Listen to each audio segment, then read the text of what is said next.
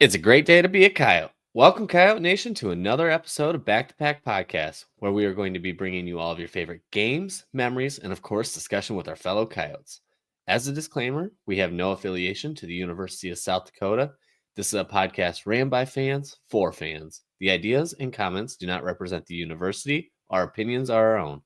Be sure to find us on Twitter at BackToPackSD. With that being said, let's jump in. All right, I'm going to say it. I think it's time we create a intro video. Get the people going, pump them up a little bit. Get a little background music. I feel like maybe you think we can convince John Thayer to voice it for us. I do not have the radio voice. He might be able to do it. I think he would. I think he'd do it for us. yeah. I don't know. I think it's time for something better than me just reading the script the same old every single time. I think you're right. Somebody's got the skills to put a little music, maybe even a little video beforehand. Yeah. Maybe highlight video, get the blood pumping, but how are we doing? I'm feeling good. You know, we're progressing right on through the season. Also feeling terrible too. I mean, it's a little bit of everything going on. Uh-oh. I think I lost you. You there? Yeah, I am. Okay. All right. We just kicked out there for a second. I don't know what happened. Interesting. Yeah, no, dude, it's been a roller coaster of emotions. I will say that, to say the least. Yeah, I know we were talking about it before. We're going to go over the depth chart a little bit, but we've even had some depth chart changes just in the last 7 days. Not for the better, unfortunately. As of right now, I will say this: last year we hit on every single portal edition that there was. I was very impressed with that. This year, Coach got to do it again.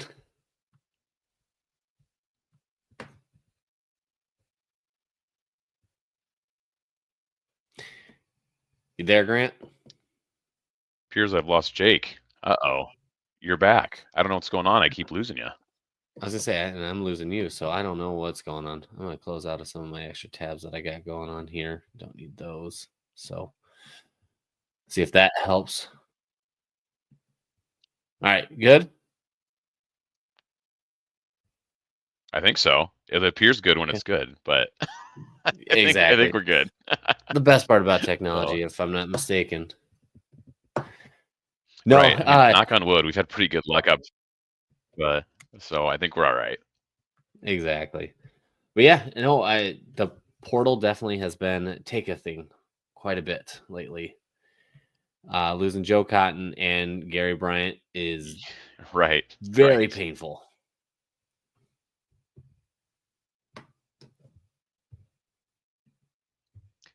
Yeah. I mean, I think we had this show on Thursday with Coach last week, and this news, I believe, hit us on Friday/Saturday.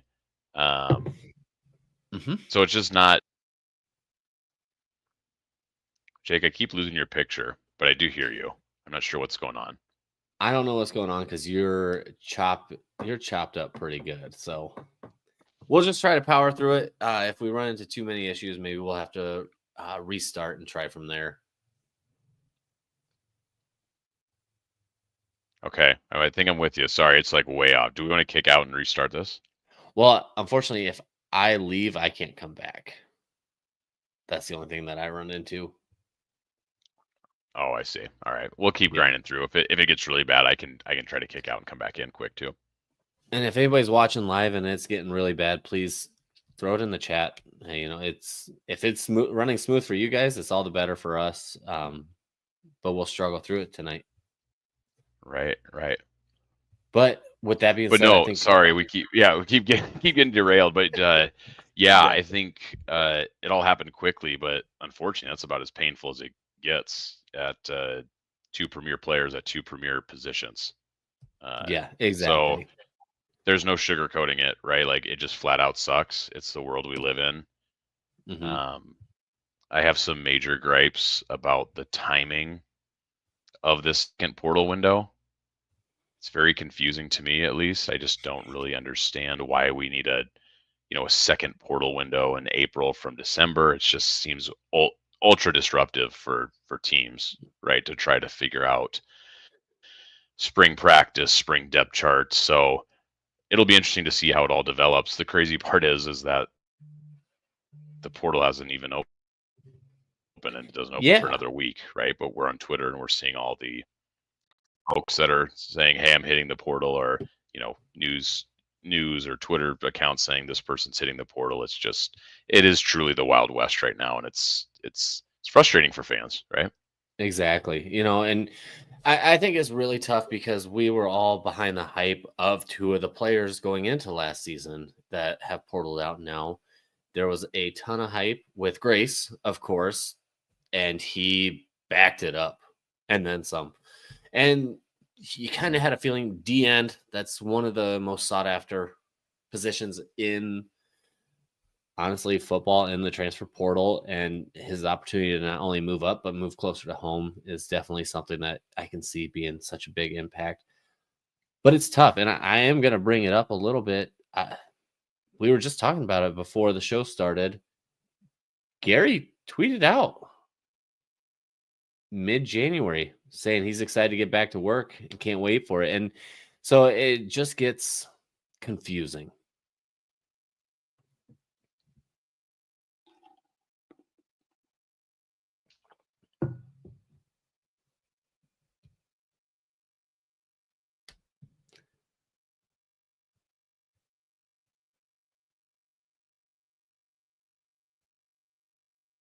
All right. So with that, I'm not sure if people can hear me as I'm going through this. It does look like I lost Grant. So I'm going to pull up the roster and we're going to start going through that. Hopefully he can connect back in here shortly.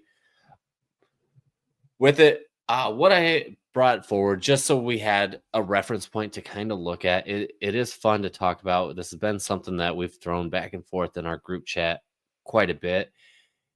We have, from what it sounds like with coaches saying on the portal side of things, they were looking at 16 open spots. And now obviously losing Gary and hold on. We're going to see if we can get Grant back in here. Losing Gary and Joe, that definitely opens up two more scholarships that we're looking into. So I definitely have a good feeling that we're going to be looking for about 18. It'll be interesting if it's all going to be transfers or whatnot. We will see on that. But with it, it's interesting to look at this and go, okay, this is still a very quality roster that we have out there. There's a lot returning, a lot to be excited about. And it's something that I hit on last year when rosters came out going into fall camp. There's a lot of youth behind those seniors that we graduated. Now, those seniors that we graduated were some Mount Rushmore-esque Coyotes, that's for sure. Grant, are you back? Mm-hmm. I'm back, I believe. I couldn't honestly. I can't tell. I'm just listening. You're doing a great job. I appreciate that. I'm out here chatting it up.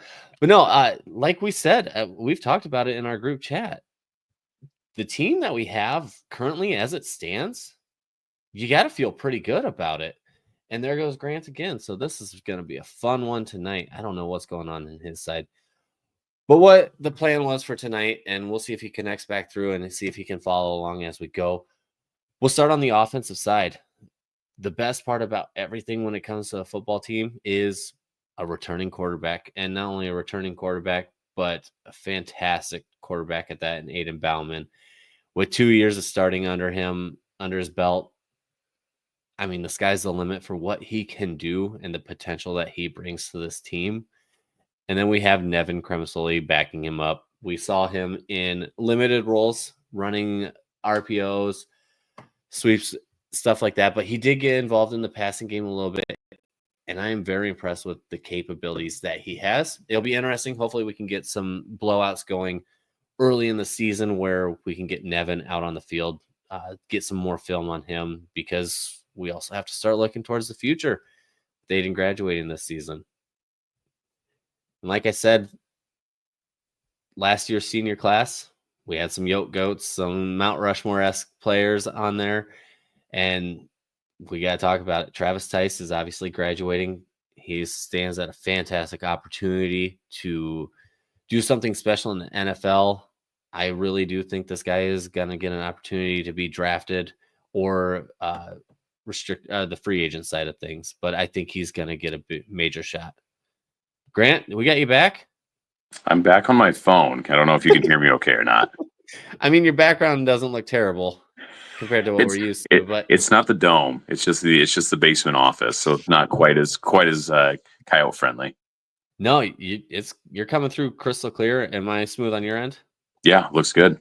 Okay, so we definitely know who to blame in this situation then. It's all my fault, exactly. All right, so I don't know if you caught on to that, but we're getting to the running back spot. Gave a shout out to Tice, but now we're talking about our running back depth and what we have coming back.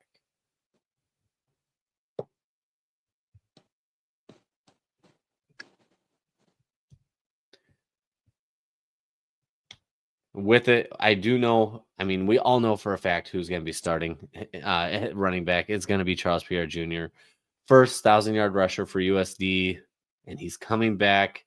It's going to be a big time opportunity for him to really grow and develop, and I can see him having the ability to make a decision after this season if he has something similar to what he had last year.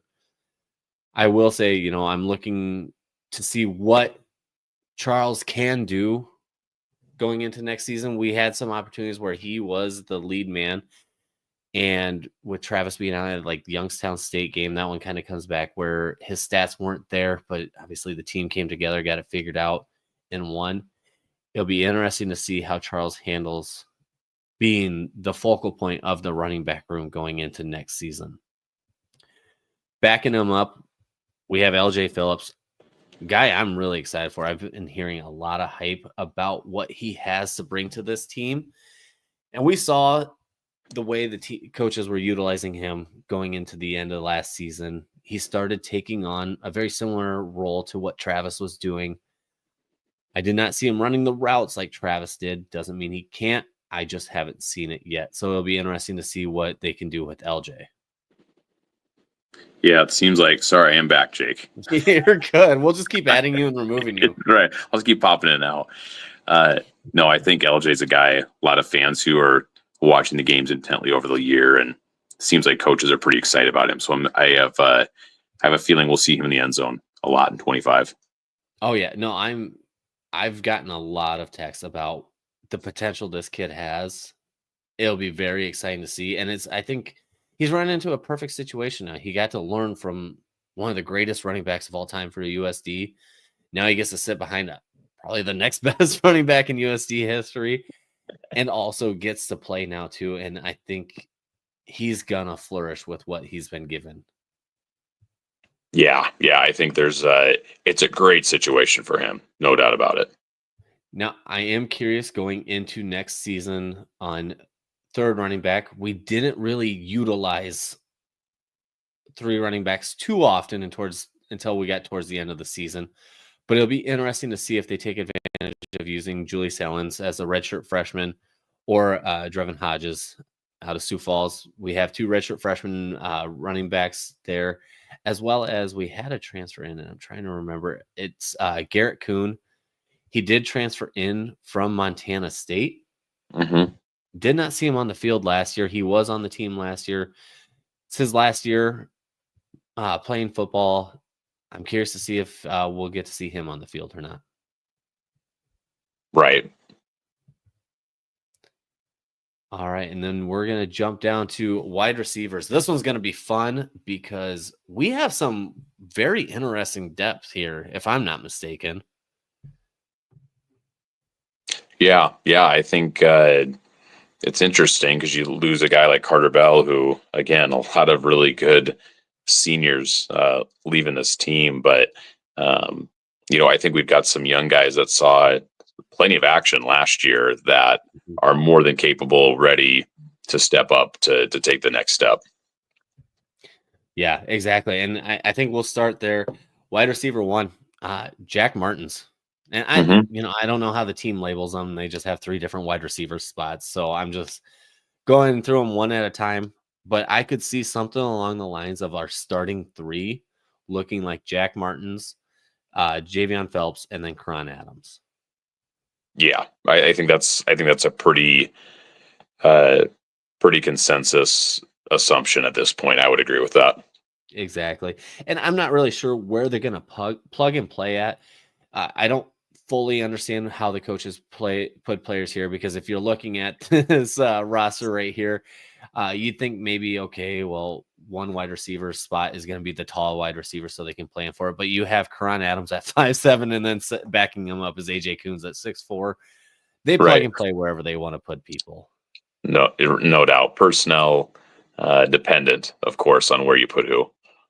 Exactly. And when it comes to backups, though, some names to really keep an eye on. There's a few on this list already. Tyson Bowes, he was coming on late last season. I think the coaches have some major expectations for this kid. Mm-hmm.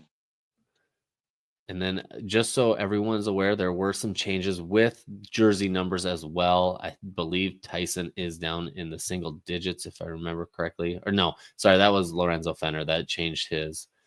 But that's another name I'm really excited to see. He did not get a lot of opportunities to run last season, but it's a name that I've heard thrown around a few times too. Right. And to keep in mind, I think anyone who's planning on going to the what formerly spring game, it's hard to break a habit, but always called the spring game. But if the family day, this weekend, I think a lot of these guys you'll get to see in action, at least whether it's a skills competition or 7-on-7. So I'm kind of excited to see what these younger guys look like out on the field, especially kind of some live-ish action for us. Exactly. And it's going to be fun to see how, they plug and play with like Keandre Jones-Logan. He's a fun guy that you have no idea where he's going to line up on the field, but it's always going to go. He's got a great opportunity to go for 6 on those plays. Oh, he's a jackknife player, right? Got to keep eyes on him and can score from anywhere. We know that. We saw that. Exactly. Now switching gears to the tight end side of things. I talked about the Yoke Goats, the Mount Rushmore Coyotes, and here's the other one that we were talking about with JJ Galbraith. Mm-hmm. He is going to be missed. He was a fantastic tight end for us in his tenure. But like they always say, next man up. Mm-hmm. And with that, we're looking at 2 extremely large human beings. Right. I think it's the easiest true. way to sum it up. So we got either, and it was interesting because when JJ was out, it kind of went back and forth. Zach usually got the start, but the depth charts were always an or between him and Jesse Miller. Yeah. And honestly, I'll expect the exact same on the depth chart when it rolls out this fall. If we get a spring one, we get a spring one kind of situation. But you got one redshirt senior and one redshirt junior, 6'6", between 250 and 260. I really don't know what else to say about it, but you got 2 dudes that can block and get out in the receiving game. Yeah, I think it's to your point, like replacing a guy like JJ is going to take 2 guys, right? So I think both of these guys are going to have a lot of really good opportunities. Pass play, run block, whatever that takes for them. So it's good to have 2 quality guys available. So I'm looking forward to see how those 2 develop throughout the year because I think they'll see a lot of shared action there. Yep. Yeah. No, you're completely correct on that. Now here comes the tough one. What we thought, we thought all good things on this here. Going into next season, we were like, all right, 4 of the 5 returning linemen, fantastic youth behind that. Mm-hmm. We got a shot, and then all of a sudden, it was just decimated. It was.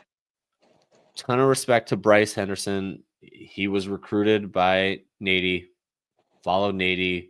Nady gets an opportunity to work with the coach that coached him when he was in college. It was just a snowball being pushed down the hill, and unfortunately, it ran over us. Mm-hmm. But I don't fault him for going out there and taking an opportunity. I will say this. Joe Cotton surprised the heck out of me. That one came out of nowhere.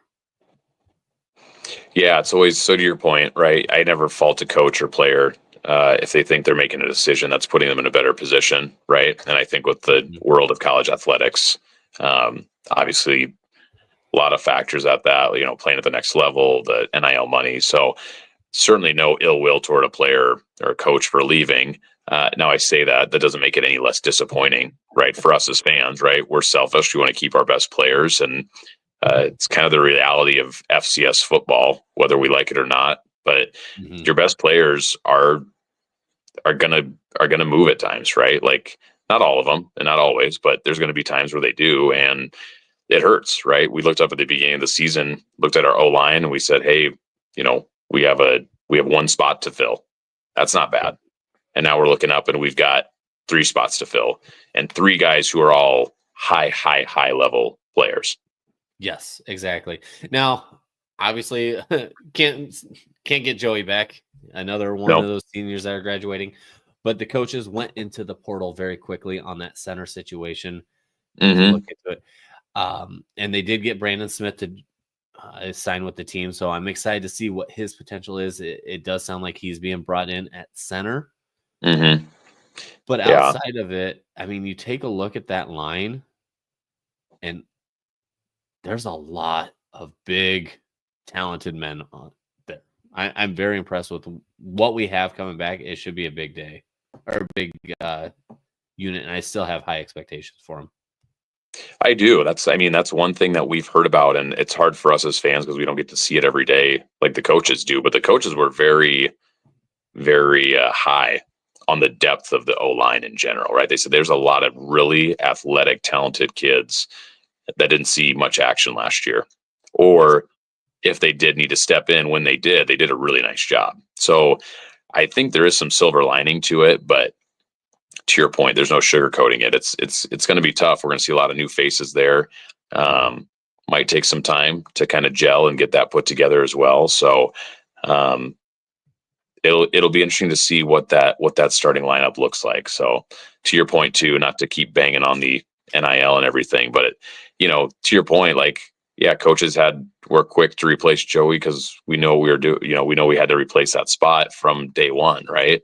So then when you have these, what I consider kind of late surprises, maybe not surprises with the coaching staff, I don't know, but late surprise type ones, it makes it a little bit more difficult, right? But I know other teams are going through it. There's a lot of nuance to it. We'll see in another month here. It'll be pretty clear of what's kind of come of everything, but still a strange time for us. Exactly. And I want to touch on, fans' comment here.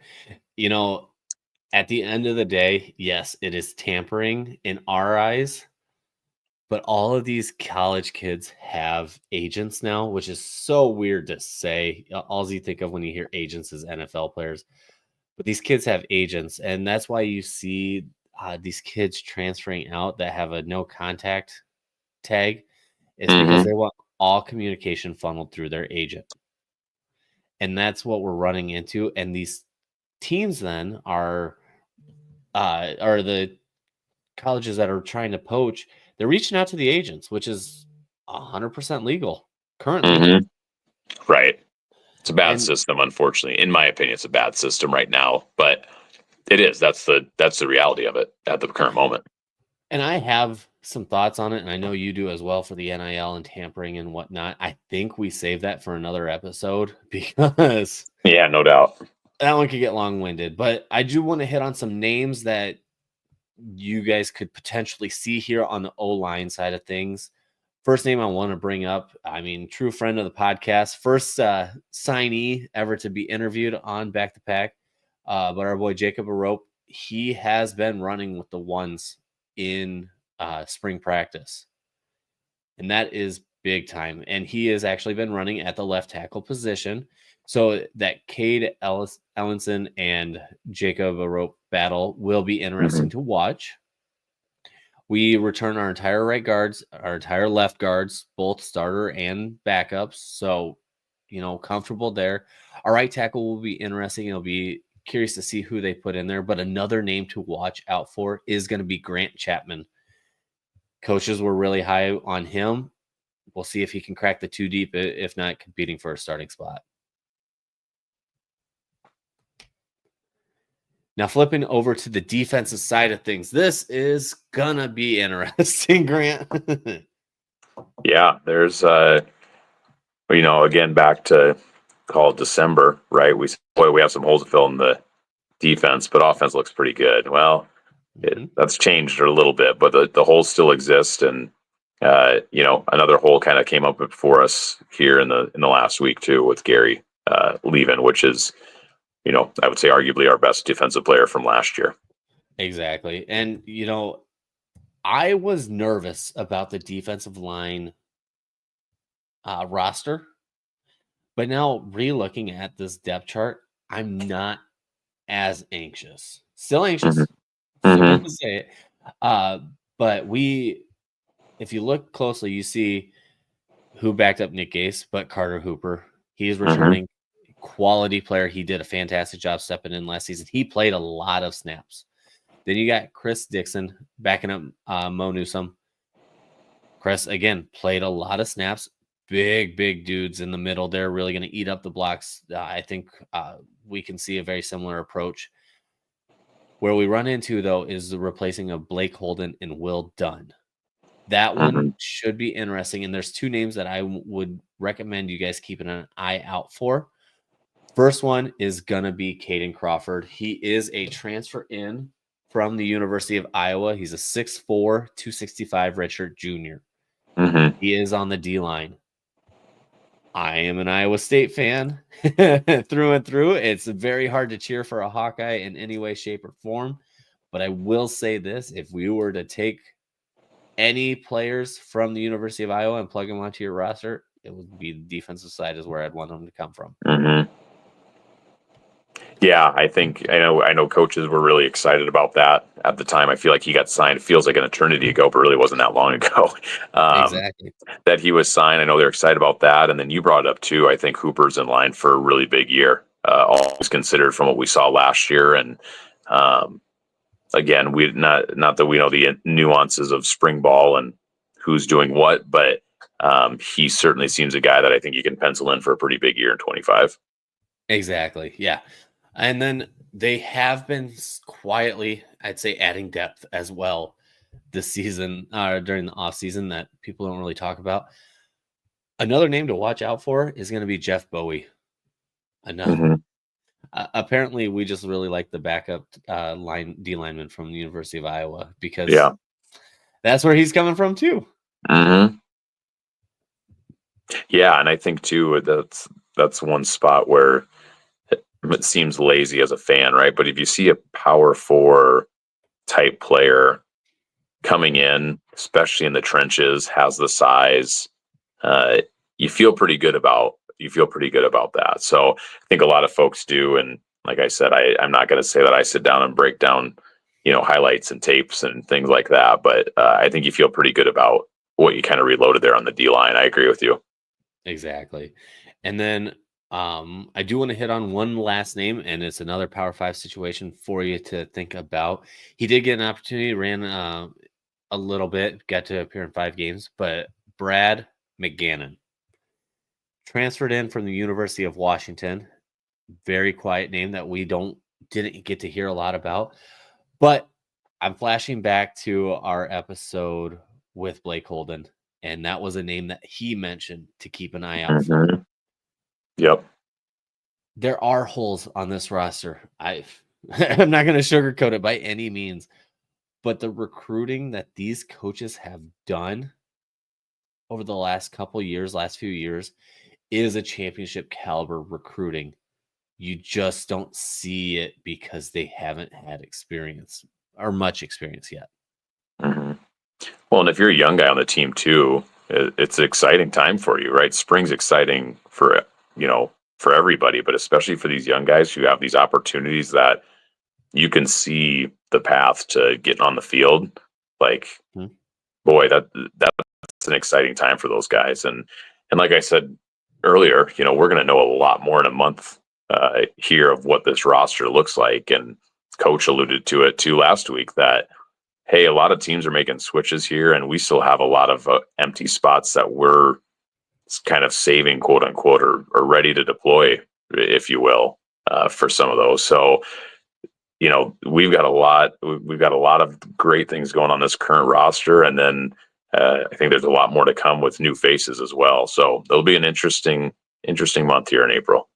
Exactly. No, I feel bad for those kids that are just being told to kick rocks now. The That preferred walk-ons that we recruited so hard for that that's opportunity.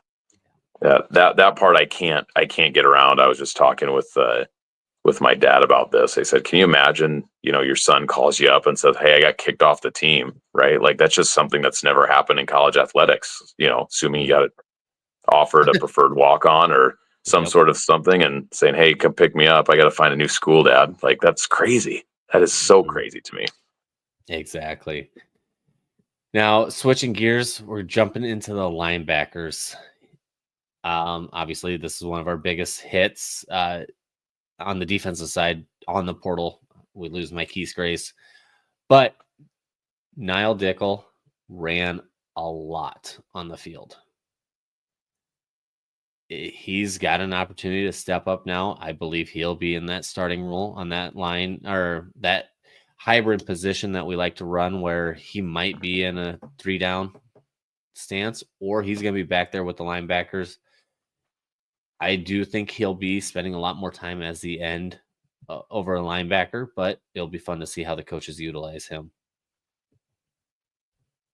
Yeah. Yeah. Again, another spot where, again, similar to the O line, right? We've got some young talent that we saw out there over the years or over the last year, or opportunities in games. But boy, now talk about a clear path to getting a starting spot or getting time on the field. It's there for the taking right now. Exactly. But then outside of that, I mean, obviously you cross off Gary Bryant there, but and Tevin McKelvey, our linebackers are looking pretty good as well. Some names Hmm. that everybody's recognized. You start with Matt Walsh. He has done a fantastic job, and he stands out on the field to me just because uh, it jumps back to 2 years ago. Took the girls to a game. They were excited. We blew out, or it was the Southern Illinois game, so obviously exciting game. And as we were walking out on the west side, the girls are like, "You, I'd really like to get a picture with a football player." I'm like, "I don't know what the heck, how to even do that. I don't know what it would." And I happened to see as we're walking to the north, I see some linemen outside with their parents taking pictures. I'm like, "All right, well, let's just go pop our head in and see if we can find someone." And we pop in, and there's Matt talking to his parents. He's, spent a lot of time on the special teams at that point, not a lot of playing time out on the field. But I walked up, I was like, "Hey, would you mind? My daughters would love to take a picture with you."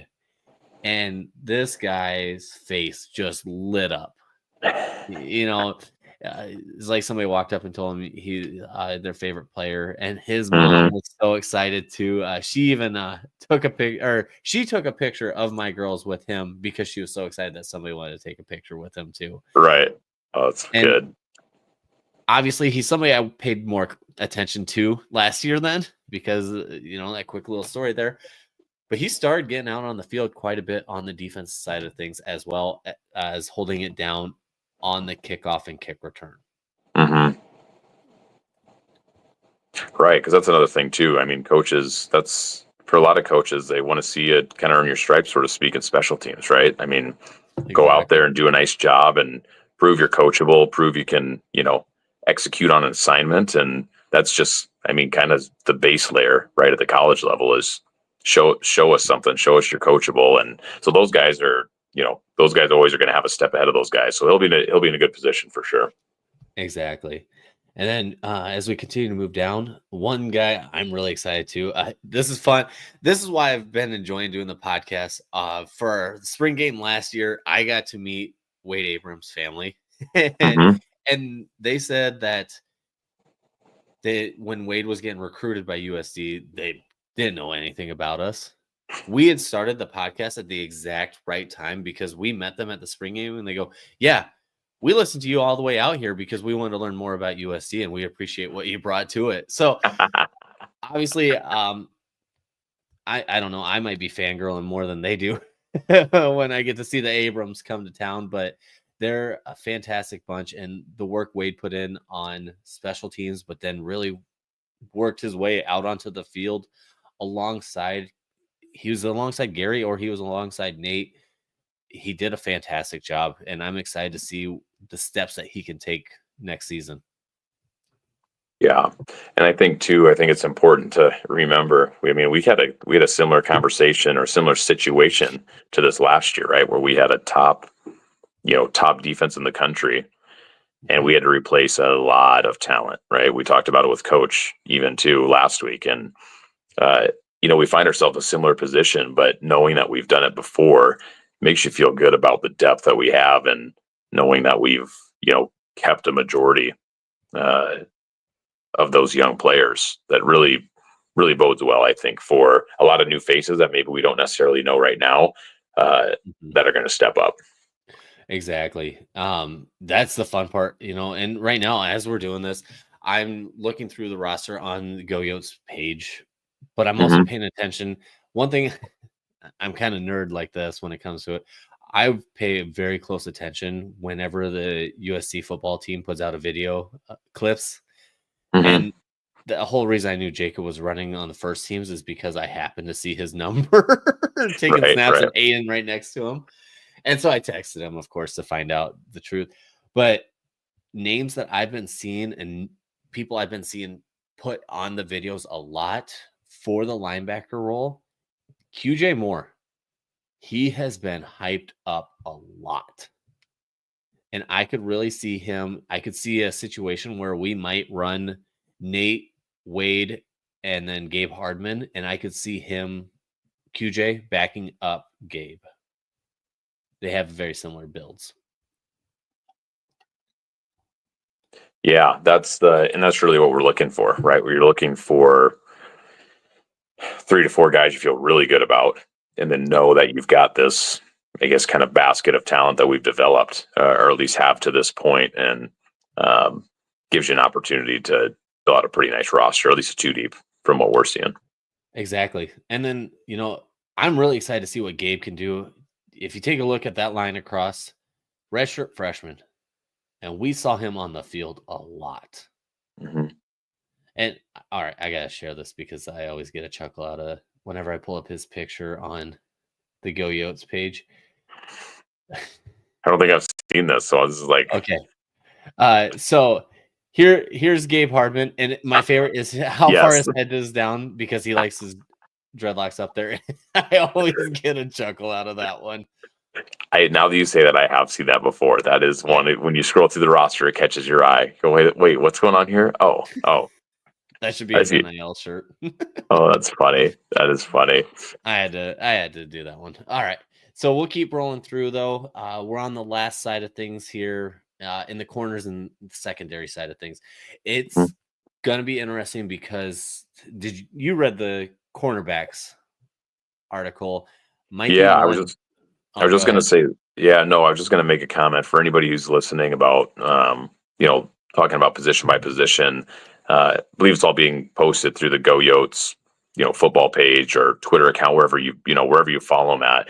They're kind of going position by position, breaking it down. They're doing a really nice job with that. And I can't remember who's posting the articles. I assume the SID, so I apologize for not having that offhand. But um, they broke down the quarterbacks. I think with the first one, I believe it's just the second one where they did the secondary cornerbacks in particular. So I'm kind of looking forward to that as well to kind of see how those articles develop. But it seems like those come out about once a week, so that those are great. Love those ones.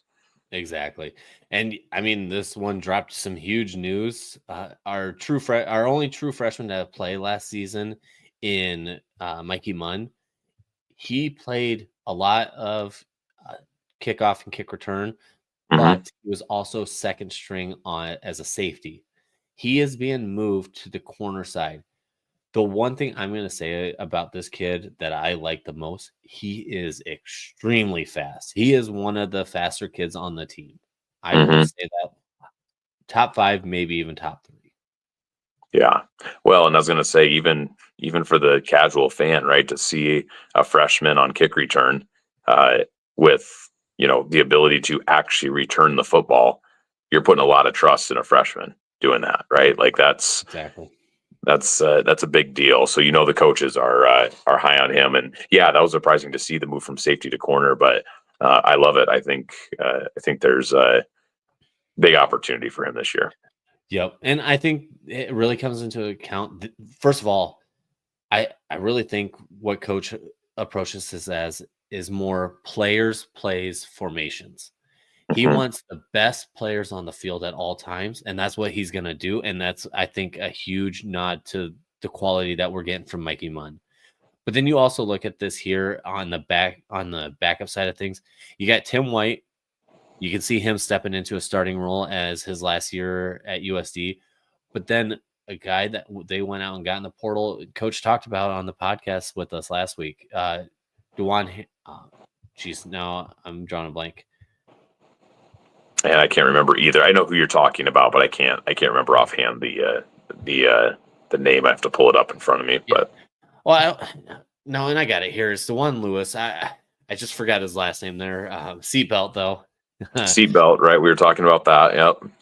We joked about it with coach. He plays very similar based off the highlights, anyways. And you got to remember that's what I'm looking at. I don't have the time to sit and watch game film on these kids, but he plays very similar to Dennis Shorter. Same build. The only difference from last season is